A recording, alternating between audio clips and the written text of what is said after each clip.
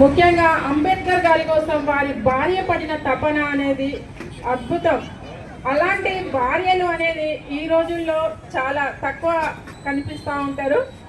చాలా అంటే చాలా గ్రేట్. అంబేద్కర్ గారు మహిళల కోసం హిందూ కోడ్ బిల్ కోసం తను కేంద్ర మంత్రి పదవికి రాజీనామా చేసి తను మహిళల కోసం ఎంత పోరాడుతున్నారో తెలియజేశారు. మరి వారు రాజ్యాంగం ద్వారా మహిళలకు ఎన్నో హక్కులను ప్రసాదించారు. మరి ఆ హక్కుల ప్రకారం నేడు పురుషులతో సమానంగా తిరగగలుగుతున్నాము. పురుషులతో సమానంగా ఏ పదవైనా సరే చేపట్టి అధిరోహిస్తున్నాము. దేశ అత్యున్నత పదవిని సైతం చేపట్టగలిగే స్థాయి, అవకాశం, అదృష్టం అంబేద్కర్ గారు రాసిన రాజ్యాంగం వల్లనే సాధ్యమైంది.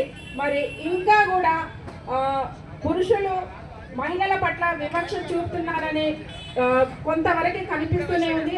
ఆ వివక్ష కూడా దూరమయ్యి మొత్తం సమానంగా వాళ్ళు గౌరవప్రదమైన స్థానాన్ని చేరుకోవాలి అంటే ప్రతి ఒక్క పురుషుడు కూడా రాజ్యాంగానికి అనుగుణంగా ప్రవర్తించాలి. అప్పుడే చదువుకున్న చదువులు నిరర్ధకం కాకుండా మంచిగా ఉంటాయి. కాబట్టి ప్రతి ఒక్కరూ చదువుకున్న వాళ్ళందరూ కూడా రాజ్యాంగం ప్రకారం వాళ్ళు ప్రతి స్త్రీ తన యొక్క హక్కులను చక్కగా అనుభవించి